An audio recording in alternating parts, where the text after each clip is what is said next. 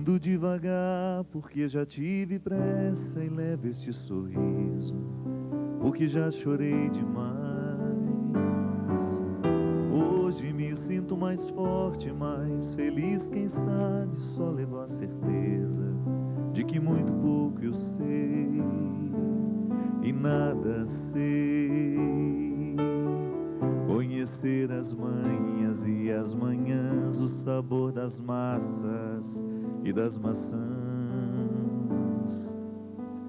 É preciso amor para poder pulsar, é preciso paz para poder sorrir, é preciso chuva para florir. Penso que cumprir a vida seja simplesmente compreender a marcha, ir tocando em frente, como um velho boiadeiro levando a boiada. Eu vou tocando os dias, pela longa estrada eu vou, estrada eu sou. Conhecer as manhas e as manhãs, o sabor das massas e das maçãs. É preciso amor para poder pulsar, é preciso paz para poder sorrir, é preciso chuva para florir.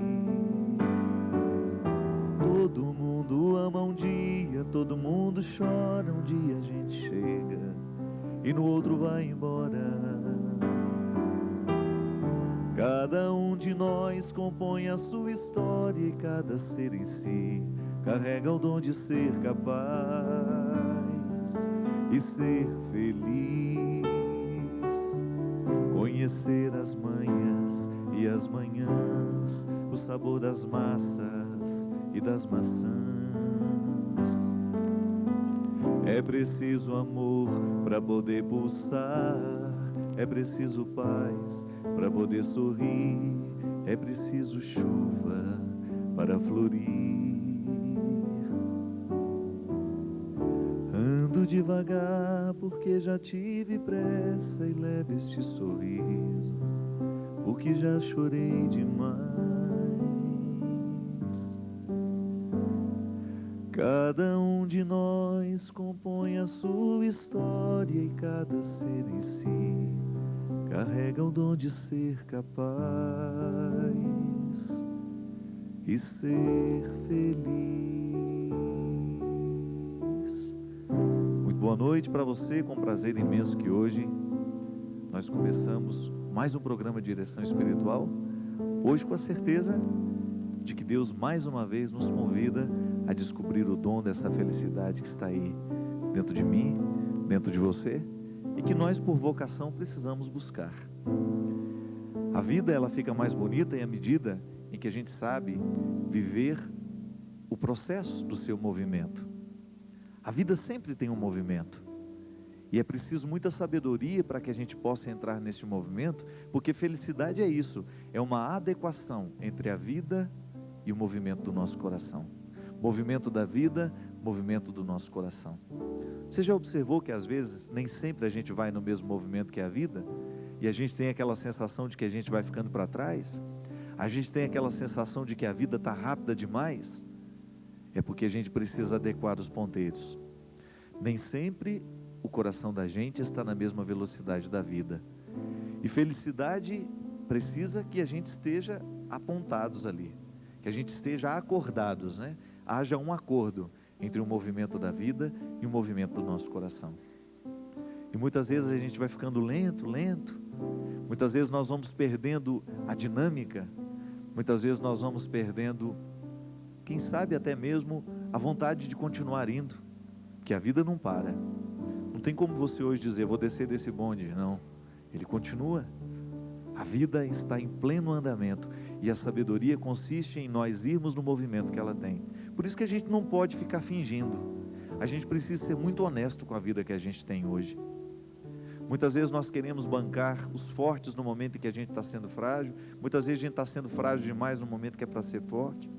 Enfim, a vida se apresenta e a sabedoria consiste em descobrir como é que nós precisamos viver a vida hoje.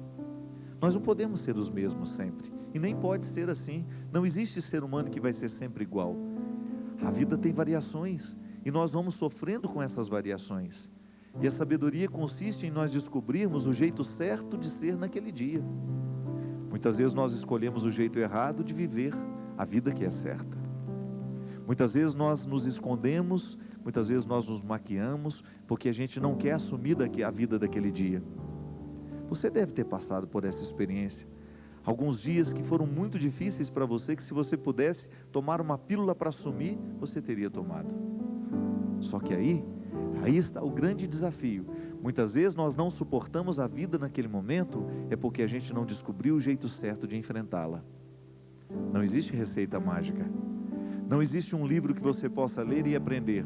Porque para cada dia, para cada momento da vida, um jeito diferente de ser. É aquela velha história que eu já contei por aqui. Não tem um jeito, um modelo único de paternidade. Não tem você como pai o direito de dizer, eu sou assim e não mudo. Sabe por quê? Porque hoje você, por exemplo, digamos que você se classifique como um pai durão. O seu filho precisa de um pai duro mesmo, de um pai que seja exigente. Mas você não pode se esquecer que haverá dias na vida do seu filho em que ele precisará de um pai misericordioso. E se você souber ser apenas um pai durão, seu filho será órfão naqueles dias em que ele precisará de misericórdia. Isso é a vida, é o movimento dela, é a gente descobrir o papel que a gente vai exercer na vida do outro e qual é o papel que naquele dia nos cabe, já que nós não temos o direito de interpretar todos os dias do mesmo jeito. Para cada dia um sofrimento, para cada dia uma alegria e para cada dia um jeito de ser gente. Eu não sei se você descobriu o seu jeito de ser gente hoje. Eu não sei se você descobriu qual era o jeito que você precisaria viver. Porque muitas vezes quando a gente não pensa, nós vamos vivendo do mesmo jeito sempre. A gente não descobre a novidade e a urgência daquele instante. A gente não descobre qual é o desafio daquela hora. E o Evangelho é sempre uma novidade no nosso coração por causa disso. Ele nos desperta para aquilo que a gente precisa viver hoje. E Jesus já dizia, nós não temos que ficar ocupando o nosso coração e a nossa cabeça com preocupações que serão de amanhã. O dia de viver é hoje. E a sabedoria bíblica nos ensina que para cada dia debaixo dos céus, uma missão, uma tarefa a ser cumprida. Eu acredito que a gente vai ficando mais feliz à medida em que a gente descobre o jeito exato de ser gente. A medida certa. Hoje você foi mãe. Hoje você foi mãe dos seus filhos, mas eu não sei se você descobriu a medida exata que o seu filho precisava de você hoje. Hoje você foi amigo de alguém, hoje você foi professor, você foi vendedor, enfim, você foi estudante, você fez muitas coisas no dia de hoje. Será que você se ocupou para descobrir qual era a medida exata que o seu dia precisava de você hoje? Porque às vezes você se desgasta demais lá no seu trabalho, coloca excessivamente o que você poderia ter colocado menos, de repente chega em casa, você não tem disposição de ser mãe, porque gastou demais onde não deveria ter gastado, gastou uma medida exagerada onde você poderia ter economizado. E muitas vezes nós vamos nos perdendo neste movimento da vida, a gente não vai sabendo viver justamente por causa disso, a gente não sabe fazer a dosagem certa. É igual querer fazer um bolo e colocar uma dose exagerada de açúcar. Ninguém vai querer comer esse bolo. O bolo, para ele ficar bom, a gente precisa colocar a quantia exata de cada ingrediente. A vida é a mesma coisa. Hoje você também fez um bolo imaginário. Hoje a sua vida foi como se fosse uma sobremesa que você preparou, um prato. Você que escolheu os ingredientes que você foi colocando. E a quantidade é você que escolheu. Às vezes a gente exagera no tanto que a gente foi bravo com os filhos, não é verdade? Às vezes a gente exagera no tanto que a gente foi bonzinho, enfim. A gente descuida das receitas. E aí muita coisa dentro da casa da gente vai ficando estranho, vai ficando esquisito, porque a gente não sabe dosar. E a gente precisa ter esse trabalho, sabe por quê? Porque ser gente dá trabalho mesmo, não é fácil não. Ou a gente se ocupa das medidas que nós vamos colocando na vida, ou daqui a pouco a gente já não sabe mais como é que a gente está vivendo. E quando as coisas começam a dar errado, a gente não sabe nem por onde começar a consertar. Por isso que a sabedoria do Evangelho, ao nos fazer ocupar de cada dia com a sua medida, com o seu jeito, com sua urgência, nos coloca nessa perspectiva. E é sempre tempo de aprender. Sempre tempo de colocar os olhos nas nossas ações, de refletir o que a gente faz, de pensar como é que nós estamos levando a nossa vida e de responder a essa pergunta tão difícil que às vezes nos é feita: o que que você está fazendo da sua vida? Qual é a medida que você tem colocado? O que é que você tem caprichado na sua vida? O que é que você tem colocado como ingrediente que é primordial, que é importantíssimo, que sem ele você não sabe ser você? E aí a gente começa a descobrir onde é que a gente precisa se converter, onde é que nós estamos exagerando e onde é que nós estamos faltando. Porque se a gente exagerou em algum lugar, você pode ter certeza, você vai faltar em uma outra realidade. Quem exagera demais no trabalho, geralmente falta dentro de casa. Quem exagera demais dentro de casa, falta no trabalho. É equilíbrio. Uma receita só pode ser saborosa à medida em que a gente equilibra os ingredientes. E nós queremos começar esse programa hoje motivando você a equilibrar bem os ingredientes da sua vida, para que você não seja de mais nem de menos. 0 operadora 12 38 86 2600. Esse é o telefone que você fala conosco aqui, liga, pede, faz o seu pedido de oração, faz o seu pedido de aconselhamento, enfim, manifesta. É um telefone onde você pode manifestar, onde você tem sempre alguém pronto para lhe atender. Boa noite, Luciana, hoje aqui comigo, no lugar do Christian. Muito obrigado pela sua presença, obrigado pelo seu carinho, pela sua participação hoje no programa. Nós queremos começar o programa mandando um grande abraço para Maria Helena, que é prima da Rose, minha grande amiga lá da Mil Clint de Taubaté. Maria Helena vai fazer um cateterismo, não é isso? Amanhã? Pode ter certeza, Maria Helena, que nós estamos todos rezando por você e vai dar certo, viu, minha filha? O cateterismo vai só dar uma desobstruída no que está entupido aí, e não se preocupe não, que você vai ficar bem. Que Deus abençoe e tenha certeza hoje das nossas orações. Eu gostaria de começar o programa, gente. Hoje eu tive um momento muito especial com os alunos lá da Unital. Nós tivemos hoje um encontro com os universitários, como vai acontecer sempre agora, né? Sou um dos responsáveis pela pastoral universitária na Diocese de Taubaté, e hoje eu tive a oportunidade de me encontrar com os alunos, e a gente tratou de algumas questões que são muito interessantes e pertinentes ao mundo de hoje. Nós falávamos todos nós estamos muito abismados, né? Com os acontecimentos da última semana, quando aquela senhora que estava num ponto de ônibus, pronta para voltar para casa, depois de um dia inteiro de trabalho, ter sido violentamente, né, cruelmente espancada por um grupo de 6 rapazes, de maneira tão inexplicável, né? Aqueles rapazes cometeram essa violência, e nós ficávamos dizendo: que mundo é esse, né? O que está errado em tudo isso? O que faz uma pessoa sentir-se no direito, né, de entrar na vida do outro de maneira tão grosseira, de maneira tão cruel? E a gente estava dizendo que um dos grandes desafios do mundo de hoje é justamente a gente retomar o princípio da misericórdia. A misericórdia tem sido muito ausente no mundo de hoje.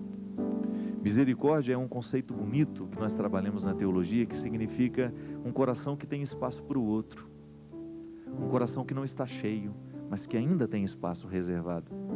Uma das coisas que mais me assustou em toda essa história, daquela senhora que foi espancada, foi o depoimento de um dos rapazes, que disse assim: nós não tínhamos intenção de machucar a empregada doméstica, segundo ele, porque a gente achou que ela era uma prostituta. Como se fizesse diferença, né? Como se o ser humano tivesse menos valor por causa da vida que leva, como se uma prostituta tivesse o direito e a necessidade de apanhar. Aí a gente começa a pensar nos filhos que nós estamos gerando, né? Nos filhos, não que nasceram da sua barriga, mas que nasceram da sociedade da qual você participa, que eu participo. Todos nós somos um pouquinho responsáveis pelas tragédias que acontecem no mundo de hoje, por uma razão muito simples. A gente costuma ficar indiferente a tudo isso. A gente costuma achar e vamos colocando dentro da nossa cabeça de que o processo da violência é um processo natural da sociedade. Não pode ser. Não é possível que a gente continue convivendo com uma situação tão drástica, tão difícil. Uma situação que nos envergonha como pessoas, não é verdade? Eu me sinto envergonhado. Eu me sinto envergonhado quando escuto uma notícia dessa na televisão e pensar que uma senhora honesta, depois de um dia de trabalho, ao esperar uma condução que vai levá-la ao seio de sua casa, que vai levá-la para o convívio daqueles para quem ela trabalha, vai ser agredida da forma como foi. E olha que essa é uma das histórias que ganha repercussão nacional. Sem contar os muitos números, sem contar as muitas histórias que hoje estão acontecendo pelo Brasil afora, onde pessoas inocentes estão sendo vítimas dessa agressão horrorosa, que cresce cada vez mais no meio dos nossos jovens, que cresce cada vez mais no meio da nossa sociedade. E aí a gente tem que começar a parar e pensar, qual é o papel que eu tenho desempenhado? Eu ainda dizia lá para os alunos, olha, se a gente consegue, pelo processo de conscientização, mudar a cabeça de alguém, já valeu a pena, viu? Se a gente consegue interferir de maneira positiva na vida de uma pessoa, a ponto de levá-la a viver e a pensar de forma diferente, já valeu o esforço, já valeu a gente ter acreditado que a vida poderia ser diferente. 0 operadora 12 31 86 2600, ligue, participe conosco. A Margarida Maria Chagas de Osasco escreveu dizendo: Padre Fábio, gostaria de uma orientação sobre como podemos relacionar o perdão com a memória. Queremos perdoar, mas vem sempre na lembrança o acontecimento. Reação do Margarida, o perdão ele está intimamente associado àquilo que nós chamamos de processo terapêutico, né? O que é o processo terapêutico? É um jeito que a gente tem de organizar aquilo que ficou desorganizado dentro de nós um dia. A vida, às vezes, ela acontece na nossa história, a vida o tempo todo está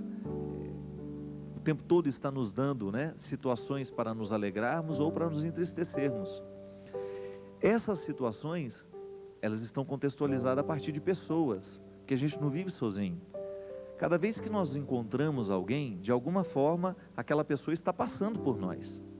Não é apenas um encontro casual, muitas vezes são acontecimentos que nos marcam de forma muito definitiva. O que é a necessidade do perdão?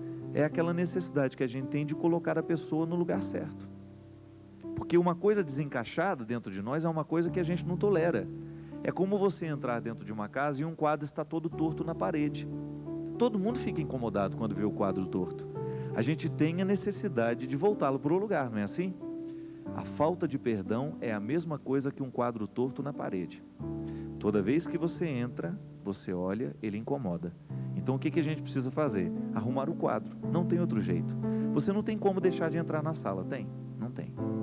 Você não pode abandonar a sua casa porque um quadro está torto. Você não pode deixar de ficar na intimidade do seu lar porque existe uma mobília fora do lugar. A mesma coisa acontece com a gente quando nós temos uma situação que não foi resolvida dentro do nosso coração, que gerou algum tipo de mágoa, algum tipo de ressentimento. Quando nós temos dentro do coração uma mágoa e um ressentimento, a memória afetiva, por isso a gente diz que há uma associação de perdão e memória, a memória afetiva continua gerando um impulso dentro de nós, isto é, você vê o quadro fora do lugar, fora do prumo, você fica incomodado. Veja bem, a memória afetiva gerou uma reação. Cada vez que essa memória afetiva gera essa reação, você sofre de novo. Então, você continua se fazendo mal com aquela mágoa, com aquele ressentimento. O perdão é você definitivamente colocar esse quadro no lugar e esquecer que um dia ele foi torto. Depois que você ajeita esse quadro na parede, você não vai ficar mais lembrando do tempo em que ele estava torto. Porque se você fica lembrando do tempo que ele estava torto, me desculpa, mas você está agindo de maneira muito burra. Se já foi resolvido o problema, para que ficar retomando aquilo que já está consertado? Hoje até estava dando um exemplo. Às vezes nós levamos um cheque sem fundo na vida, não é? Não é comum isso, levar um cheque sem fundo? E como é, né, Rosa? Leva um cheque sem fundo. O que você faz com aquele cheque sem fundo? Apresentou ao banco, viu que não tem solução? Pronto, rasga esse cheque, joga esse cheque fora, para que ele não participe da sua memória. Você já imaginou se a gente começasse a colocar o cheque sem fundo que a gente recebeu na moldura e dentro da casa da gente? Você vai sentir raiva o resto da vida, né? Cada vez que você olhar para o cheque e pensar, aquele ordinário me deu calote, aquele ordinário me enganou. Pronto, ele te enganou naquele dia e vai continuar retirando a sua paz o resto da vida. Conciliar o perdão com a memória é você definitivamente retirar de dentro de você, ou você neutralizar dentro de você, todo o poder que aquele sentimento negativo pode ter na sua vida, na sua história. Cada vez que você se pega pensando no desaforo que você recebeu, naquela mágoa que você guardou, você está legitimando o poder dos inimigos dentro de você. E aí você sofre dobrado, sofre mais uma vez aquilo que já foi doloroso um dia. Para que ficar ressentindo? A palavra já diz, é sentir de novo. Não valeu a pena no momento que sentiu e você ainda continua ressentindo. Aí não tem explicação então. É querer sofrer mesmo. Por isso que eu sempre digo que o perdão é uma atitude inteligente. Você perdoar alguém, antes de qualquer coisa, é você fazer bem a você mesmo. Claro que você alivia o outro do fardo de sentir-se culpado por aquilo que ele lhe cometeu, mas você será o primeiro a ser beneficiado com seu perdão, sabe por quê?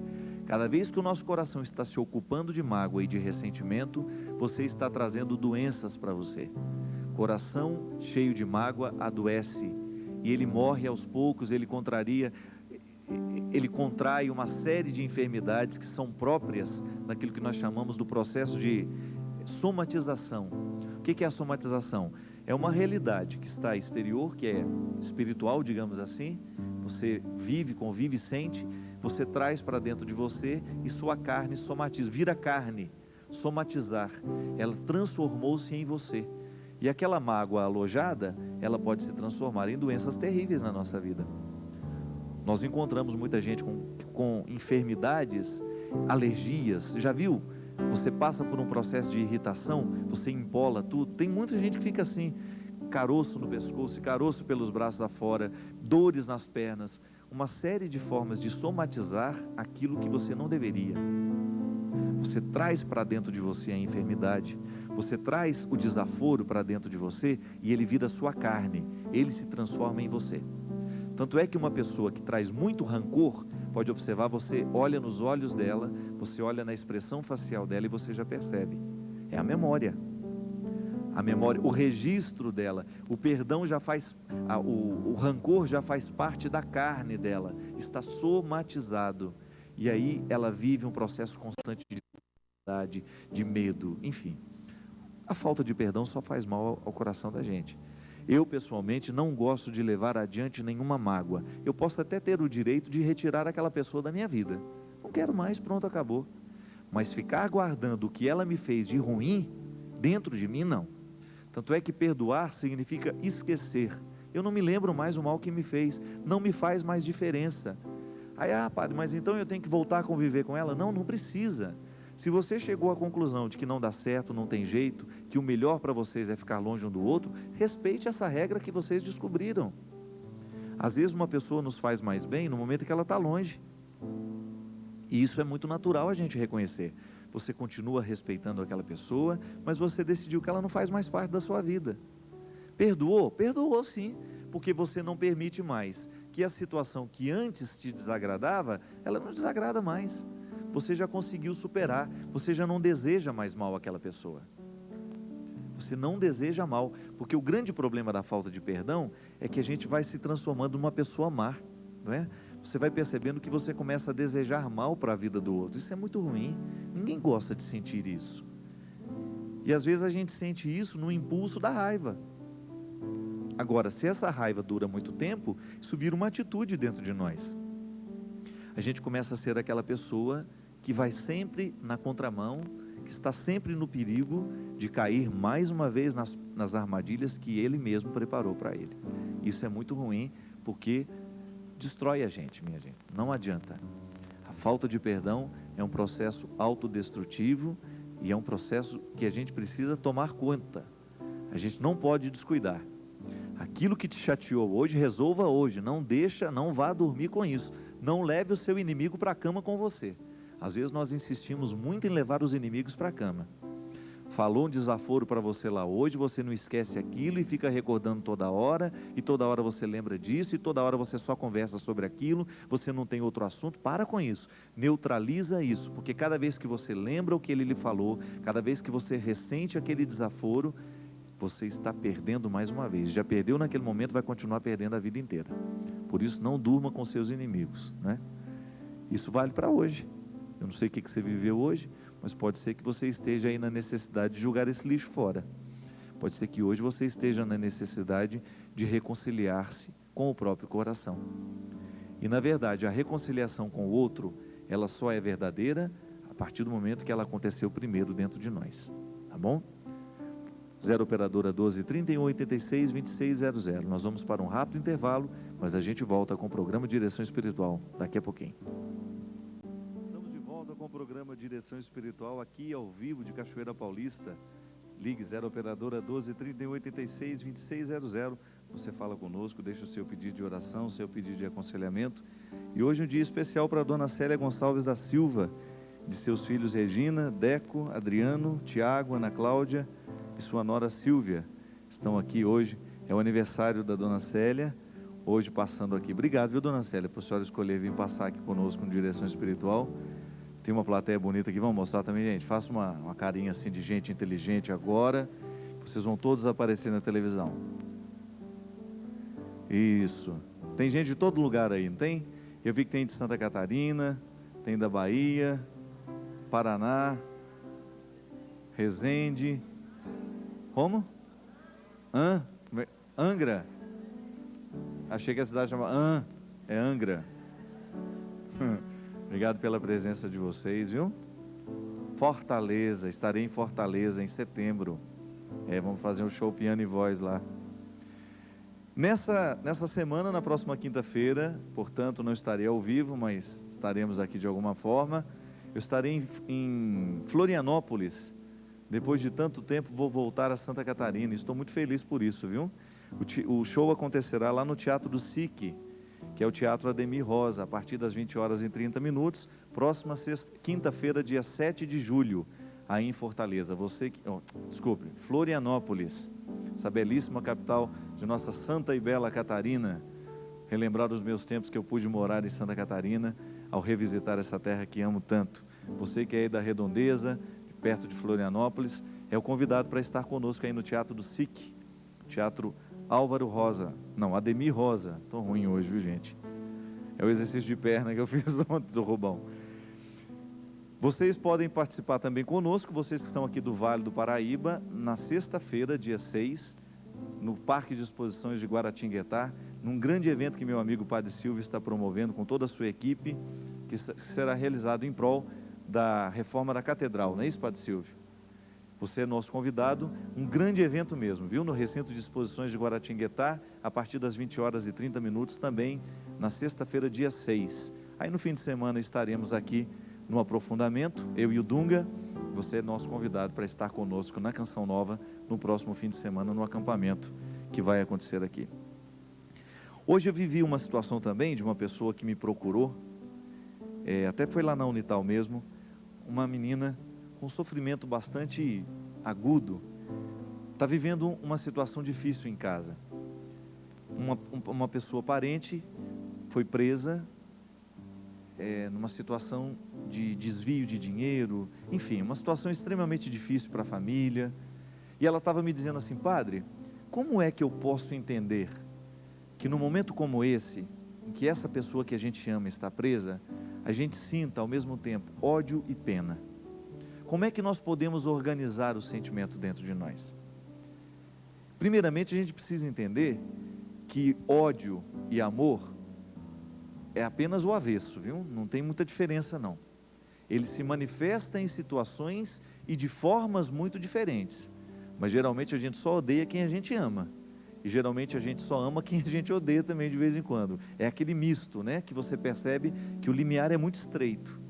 As pessoas com que você não ama, você é indiferente. Uma pessoa quando faz uma coisa muito errada e você ama aquela pessoa, por mais que você reprove aquela atitude, e aí está o ódio, meu Deus, como é que ela pode fazer isso? É a nossa reação. Se você pudesse, você pegaria e batia naquela pessoa, para ver se ela iria aprender a viver diferente. Mas no mesmo momento em que você está sentindo essa raiva toda, você sente aquele sentimento de querer acolher, de querer trazer para você. Aí, minha querida, e vale para todo mundo que sente também isso, né? De vez em quando, quando você se depara com o erro de alguém que você ama, Qual que é a sabedoria que a gente precisa ter? Tomar a distância para que o nosso amor não venha infantilizar a pessoa, porque se ela errou, ela precisa pagar pelo erro que cometeu. No momento em que a gente tenta defender uma pessoa do erro que ela fez, no momento que a gente priva aquela pessoa de crescer com o erro que cometeu, isto é, pagando pelo que fez, nós estamos sendo injustos com ela. Muitos pais, muitas mães erram na educação dos filhos no momento em que querem privá-los de qualquer forma de sofrimento. Muitas vezes, em nome do amor, a gente quer proteger o outro, e no momento que a gente protege, nós estamos prejudicando e muito aquela pessoa. E aí o sentimento é assim mesmo, sente raiva porque sabe que ela fez alguma coisa errada, mas ao mesmo tempo quer acolher, quer proteger, e é nessa hora que nós precisamos buscar o equilíbrio da sabedoria.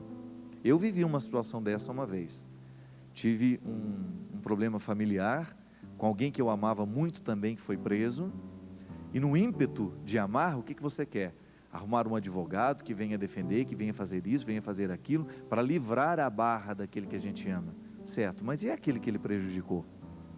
Posso até chegar à conclusão, e vamos ser honestos então, digamos que o seu filho foi preso, ele estava roubando a casa de alguém, prejudicou, fragilizou aquela família, tirou o que não era dele. Eu sei que no seu ímpeto de pai, você quer proteger, arrumar um bom advogado que vá livrar o seu filho da cadeia. Mas neste momento você não está sendo justo, você não está sendo cidadão, porque a regra da cidadania da justiça diz que aquela pessoa que cometeu um delito precisa responder responsavelmente por aquilo que fez. Muitos filhos estão estragados por aí por causa dos pais que os defendem e os impedem de assumir a responsabilidade necessária. Nós não podemos fazer isso nunca, porque em nome do amor nós podemos estragar aquelas pessoas que estão do nosso lado. Seu filho cometeu pequenos erros hoje, ele é criança, cometeu pequenos furtos, pequenos erros, corrija agora, porque senão depois você vai ter um monstro dentro de casa. A minha mãe é uma mulher muito sábia nisso, né? Eu me lembro que uma vez o pobre do Geraldo, coitado, roubou um carrinho velho que estava jogado na porta da casa de um amiguinho dele. Ele apareceu com esse carrinho lá em casa, e a minha mãe falou assim: Geraldo, esse carrinho não é seu, onde você arrumou isso? Não sei o que, tentou enrolá-la, né? Ele, no primeiro momento, ele falou que ganhou do coleguinha dele. Aí ela falou assim: então tá bom, então nós vamos lá confirmar. Não precisa ir lá não, mas eu quero, ele não deu para você, então ele vai dizer para mim que ele te deu. E aí ele vergonhosamente: não mãe, ele não me deu não, eu peguei. Então você vai lá, eu iria com você para você poder perguntar, eu vou do mesmo jeito, nós vamos nós dois lá, você vai chamá-lo, vai pedir desculpas e vai devolver o carrinho que você roubou. E graças a Deus, nós podemos ter muito defeito lá em casa, mas ladrão não tem ninguém não, porque nós somos muito educados para isso. O que é seu, o que não é seu não é. Isso gente, é uma regra que os pais, no momento que nos educam, até a gente pode passar, nossa, estou passando uma vergonha danada, é melhor passar essa vergonha agora, do que depois a gente ter o nosso rosto estampado, né? Nas notícias do Brasil. Hoje você vê cada dia mais, a cada dia uma surpresa. O Brasil vive aí 2, 3 meses de investigação de um determinado plano, depois daqui a pouco já tem uma outra investigação de outra quadrilha responsável por isso. Isso é uma vergonha, um país como o nosso. Nós vivemos o tempo todo com os nossos noticiários ocupados pelos nossos políticos que insistem em não praticar a justiça nas pequenas causas, porque eles se aproveitam daquilo que é poder público, se aproveitam daquilo que é patrimônio do povo e fica aí praticamente impune, porque muitas vezes nós não sabemos fazer justiça. É igual essa semana, quando passaram as reportagens a respeito da empregada doméstica que foi, nem vamos falar em empregada doméstica não, aquela senhora, aquela mulher que foi espancada cruelmente, mostrou uma série de realidades que já caíram no esquecimento, que o povo brasileiro nem sabe. Você sabe o que foi feito daqueles rapazes que colocaram fogo no índio Galdino? Estão livres, totalmente livres, sem nada, porque a justiça considerou que aquilo não foi crime. Você já imaginou isso? E esse é o nosso país, esse é o país que nós vivemos, esse é o país que nós comungamos, que trazemos para dentro de casa muitas vezes, e reproduzimos nos pequenos gestos. Porque se a gente é injusto nas pequenas causas, se a gente rouba nas pequenas causas, nós vamos começar a roubar nas grandes também. Honestidade começa pequeno. Honestidade começa dentro de casa. Quando seu filho aparecer com um lápis que ele não tinha, quando aparecer com uma caneta que você não deu, procure saber a origem.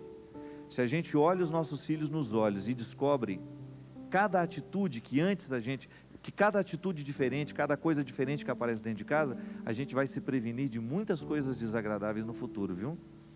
E às vezes esse sentimento que é contrário, sinto pena e sinto ódio ao mesmo tempo. Isso tem que ser conciliado, porque a disciplina acontece aí. É no momento que nós sabemos equilibrar a raiva e o sentimento de pena. Pena não, é muito ruim, né? Sentimento de compaixão, digamos assim. Equilibrar o sentimento de compaixão e o sentimento de justiça é o que faz a gente, de fato, educar bem as pessoas. Temos uma participação agora lá da Paraíba, é a Marta, de João Pessoa. Boa noite, Marta. Boa noite, Padre Fábio. Tudo bem, bom? minha filha? Eu estou ótimo, e você? Que bom, Padre Fábio, assim, é um prazer enorme eu poder falar com o senhor, porque através de todos os conhecimentos que eu tive da palavra de Deus, assim, o senhor foi um instrumento mesmo usado por Deus, principalmente nos momentos de sofrimento que eu tive, assim, de palavras de conforto. Realmente, o senhor é uma dádiva de Deus, assim, nesse mundo que a gente vive, de tanta violência, de tantos erros. E é um prazer mesmo, assim, o mundo vir anjos, assim, como o senhor, que Deus tem colocado na vida da gente, assim. Então, para mim é um prazer enorme falar com o senhor. Marta.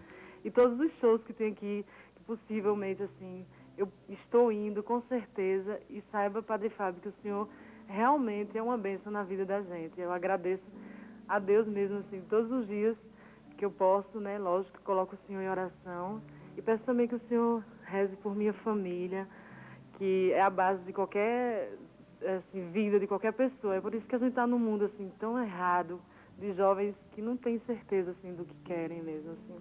Mas é um prazer falar com o senhor. O povo da Paraíba que é uma bênção na minha vida, viu, minha filha? Obrigada. Me sinto muito amado cada vez que volto aí nessa terra. Você pode ter certeza que foi um dos primeiros lugares que eu comecei a minha missão, foi João Pessoa e Campina Grande. E vocês têm uma importância muito grande na minha história, vocês sabem disso. Tenho um carinho especial pelo Nordeste, e a Paraíba mora aqui dentro do meu coração de maneira muito especial. A gente até estava falando outro dia, Marta, daquele terrível acidente que aconteceu aí, naquela família que foi vítima também da violência no trânsito, né? Um rapaz de 20 anos, minha gente, sentindo-se no direito de ultrapassar todos os sinais vermelhos em alta velocidade e alcoolizado, vitimou uma família. Uma morte terrível, terrível mesmo, em que a esposa viu seu marido e filho ir embora. Isso é terrível, né? Você, de repente, voltando para casa, depois de um dia de trabalho, você encontrar um ser humano alcoolizado, sem nenhuma condições de direção, e você ser vitimado, você interromper a vida de um jovem, né? Você interromper a vida de uma pessoa que luta para viver bem, que luta para fazer as coisas de um jeito correto, e de repente ali, sendo vítima literalmente no asfalto, num cruzamento, por uma pessoa que infelizmente está vivendo de maneira irresponsável. A gente lamenta muito, e a gente tem pedido muito a Deus que nos dê a graça de começar a fazer a mudança disso dentro da nossa casa. Quantas pessoas precisarão morrer para que a gente mude a nossa conduta, nosso jeito de ser gente, não é? E violência começa no nosso jeito como a gente olha. Um filho será agressivo à medida em que ele for olhado com agressividade também. Eu sempre digo, cuidado com aqueles brinquedos que vocês dão de presente aos filhos de vocês. Esses meninos que passam horas e horas na internet, com esses videogames que são altamente motivadores ao processo da violência no mundo. Eu me lembro quantas vezes eu via os meus sobrinhos jogando alguns jogos que não tinha condições. Já contei aqui, né? Tinha um joguinho que a gente via, os pontos eram marcados pelo número de pessoas que você atropelava. Você entrava dentro de um carro, se você roubasse aquele carro, você já começava ganhando pontos, tinha que roubar o carro para começar o jogo. Pode um negócio desse? Se você atropelava uma pessoa, você tinha um número de pontos. Se você atropelava uma mulher grávida, era dobrado o o número de pontos que você alcançava. Agora eu pergunto, alguém cria isso? Quando você cria, alguém compra. Se não compra, vai na pirataria, alguém passa para frente, alguém vai levando essa violência adiante. E isso muitas vezes está dentro da sua casa, sem que você saiba. Dá uma investigada no computador do seu filho, dá uma investigada nos jogos que ele joga.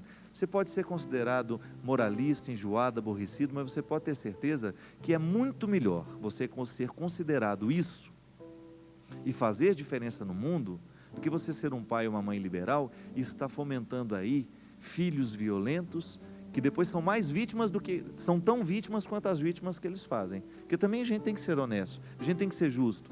Um rapaz, quando tem uma conduta dessa, ele muitas vezes já está sendo vítima da própria violência que ele sofreu. Porque isso, gente, vai para o nosso processo inconsciente. Armas o tempo todo. Pode observar os nossos desenhos animados.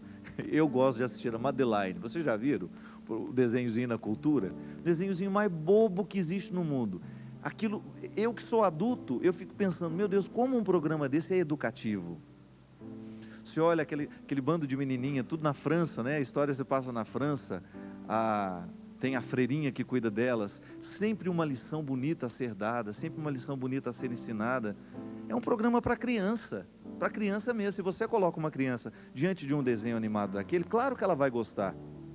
Agora, se você desde criança já começa a motivar o seu filho a ver coisas para adultos, é claro que ele vai achar aquilo uma bobeira, né? Tá bom, mãe, vou assistir, né? Aquela cara dele, né? Se você trata como adulto a sua criança, que ainda não é adulta, você já está cometendo uma violência contra ela. A gente tem que tomar cuidado, porque às vezes a violência contra os nossos filhos vai desde o assunto, desde a televisão que a gente deixa ligada, até o assunto que a gente conversa na frente deles. Existem assuntos que não são feitos para serem tratados na frente de criança. E olha, não fique achando bonitinho criança que tem conversa de adulto não, porque isso já é violência. Criança tem que ter conversa de criança. Criança tem que estar contextualizado no mundo da criança. Quando você entra dentro de uma casa e aquela criança sabe falar de todos os problemas que são próprios do universo do adulto, você pode ter certeza que aquela criança já foi violentada. A gente tem que tomar cuidado com o que a gente fala. Vocês que são modernos demais, que têm uma vida muito moderna, é bom a gente ser moderno, mas a gente tem que saber preservar que muitas vezes a infância não é momento de muita modernidade. E eu ainda prefiro aquelas meninas que vestem aqueles vestidos rodados, com aqueles saias, a ver essas meninas aí parecendo pequenas moças, com roupas que não são próprias para criança, não é verdade? Com meninas que já estão parecendo, com 6, 7 anos, altamente marcadas pela sensualidade. Padre, mas como é que você pode falar que uma criança com 6 anos de idade pode ser sensual? Olha, se você coloca mini saia, aquelas roupinhas, é claro que você vai incitar nela a sensualidade fora da hora. Depois essa menina vai se vestir aos 7, aos 8 anos, se ela já está se vestindo como moça, depois ela começa a ter um corpinho um pouquinho maior, ela começa já a estimular aqueles safados que estão por aí, que estão soltos. E que muitas vezes vão abusar sexualmente de uma criança assim, porque ela está vestida para estimulá-lo. Nós não podemos também fechar os nossos olhos para essas coisas não. Às vezes as crianças são agredidas sexualmente, é porque elas já ficam sensuais desde muito pequenas. Já começam a trazer para fora esse sensualismo que é próprio dessas pessoas que hoje se dizem preparadas para fazer programas infantis. Aí você vai ver como elas se vestem, como elas se apresentam. E aí a sua filha quer vestir-se do mesmo jeito. Eu particularmente, olha, eu acho uma violência terrível contra as nossas crianças, cada vez que o mundo dos adultos é colocado para elas e imposto. Temos agora a participação da Débora, lá de Juiz de Fora. Boa noite, Débora. Boa noite, Padre Fábio. Tá boa, minha filha? Alô? Alô, estou te ouvindo, pode falar. Boa noite, Padre Boa Fábio. noite. Ô, Padre, eu queria uma direção espiritual do Senhor. Primeiro, eu queria dizer que eu estou assim, até emocionado de conseguir falar com o Senhor, porque eu sou uma pessoa muito iluminada. A gente sempre ouve o seu programa aqui e as palavras do Senhor fazem muito bem a gente. Obrigado. E, Padre, eu vivi um namoro muito conturbado durante 8 anos e, infelizmente, num momento assim, muito atrapalhado da minha vida, eu cometi um aborto, do qual, assim, Eu me arrependo muito, e isso causou muito prejuízo à minha vida, porque eu carrego dentro de mim uma culpa muito grande, apesar de já ter confessado várias vezes, o padre me absolveu, mas eu mesma não consigo me perdoar disso, sabe, padre? É um quadro torto na parede, né? Isso. E eu, assim, sempre fui uma pessoa muito católica mesmo, praticante, e eu estava, assim, cuidando da minha avó, que morava junto comigo, com a minha mãe, né? E ela faleceu tem 3 meses. E 15 dias após o falecimento da minha avó, a gente estava, assim, muito deprimida ainda. Veio aqui para minha casa uma criança que é filho do meu padrasto, e a mãe dele faleceu dessa criancinha, sabe? Então, agora a gente está cuidando dele, está criando, e hoje, se eu tivesse continuado com a minha gravidez, eu teria um filho da mesma idade dele, até a data de aniversário seria parecida, sabe, padre? Sei. Então, eu acho que Deus está me dando uma segunda chance para poder me redimir do meu erro, porque eu não acho certo, não faria novamente, me arrependo muito mesmo, me culpo muito. Não culpo ninguém que me ajudou, mas a mim mesmo, por ter sido fraca, não ter tido coragem mesmo. Eu fiquei com medo de ficar longe da minha mãe, porque minha mãe não conversava com meu namorado, mas também não foi só por isso, não, porque eu mesmo, aquele namoro, aquele relacionamento, não era uma coisa de Deus, para falar a verdade. Então, eu queria que o senhor me desse uma direção espiritual, por favor. Ô, querida, você já está muito bem encaminhada, né? Essa sua reflexão já está toda iluminada por aquilo que é a voz de Deus na sua vida. Eu tenho certeza que hoje você tem toda a razão ao dizer que Deus está te dando a oportunidade de dar uma arrumada nesse quadro mesmo na parede. Olha, Débora, o jeito mais bonito que a gente tem de corrigir a vida é a gente fazendo bem a alguém. Sempre digo isso. Ah, vou lá, cometo um erro, rezo 2 Ave-Marias e estou perdoado. Não, a vida não é assim não. O mais bonito que a gente pode... A maneira mais bonita que a gente tem de reconciliar-se com a própria história é a gente corrigindo a atitude por meio de uma atitude boa. Então, teve uma atitude errada no passado, procure atitudes corretas no mundo de hoje, nos dias de hoje. E aí você, de alguma forma, está fazendo um embrulho bonito nesse passado, não é?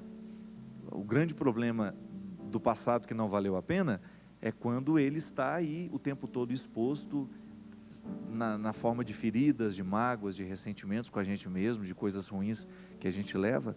E hoje, na oportunidade que você tem de cuidar desse menino aí, você também tem a oportunidade de curar esse sentimento de tristeza que você tem dentro de você por um erro que realmente é um desarrumado mesmo, é uma coisa que desarruma mesmo a vida de uma mulher, é o aborto mesmo.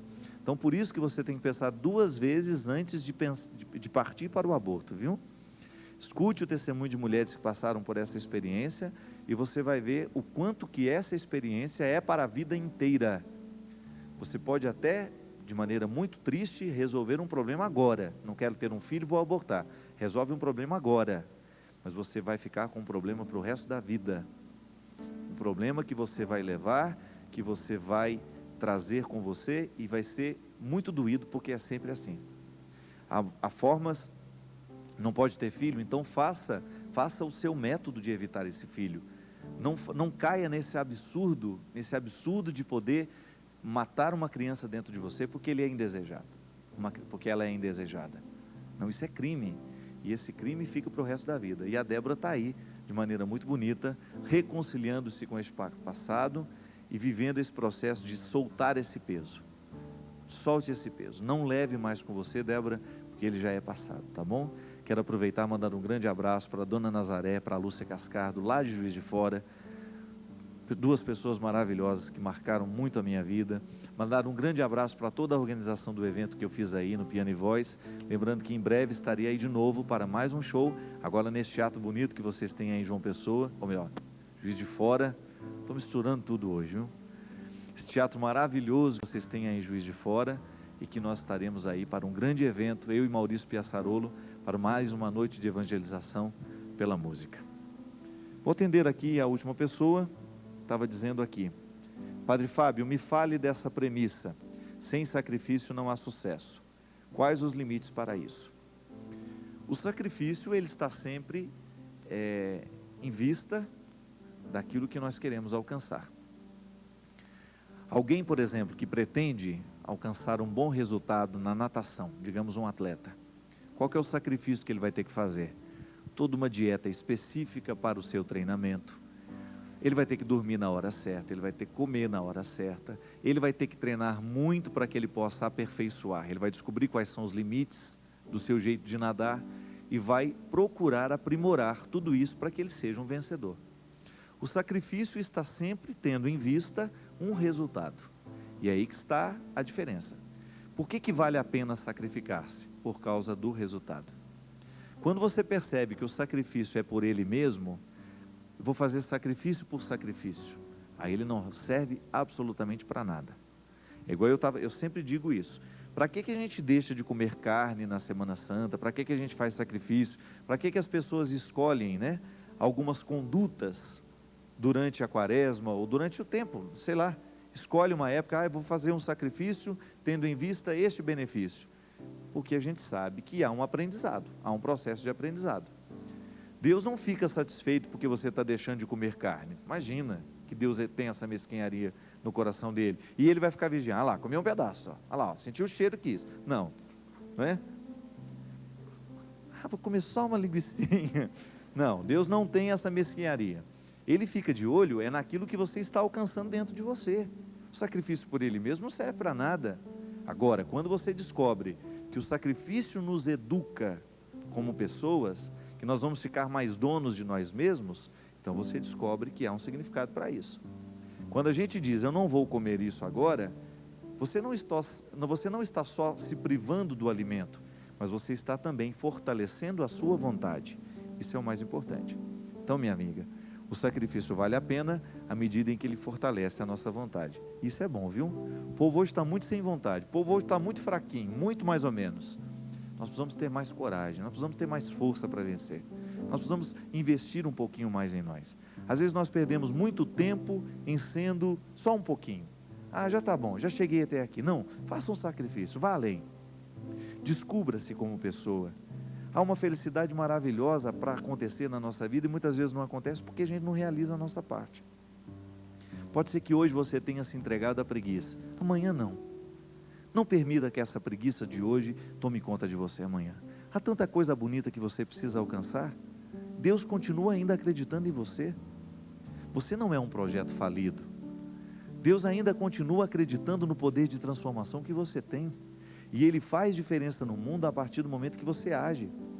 Deus é mais concreto na história dos homens, à medida em que os homens, em que as mulheres, eles se juntam para fazerem o mundo ser mais semelhante ao projeto que nós temos dele. O reino de Deus acontece em cada coração, no momento em que aquele coração se decide a viver de forma diferente. É o que a gente deseja, que você possa descobrir a graça de ser melhor, não por uma vaidade, mas por uma responsabilidade. Sua família precisa de você, seus filhos precisam de você, seus amigos precisam de você, o mundo, a igreja precisa de você. E esse é o desafio para amanhã. Amanhã a gente vai acordar com uma disposição de fazer a vida ser diferente. Para isso, derrame sobre o seu coração, sobre a sua vida, a sua bênção. Ele que é Pai, Filho e Espírito Santo. Amém. Ando devagar, porque já tive pressa e leve este sorriso, porque já chorei demais. Hoje me sinto mais forte, mais feliz, quem sabe, só levou a certeza de que muito pouco eu sei e nada sei.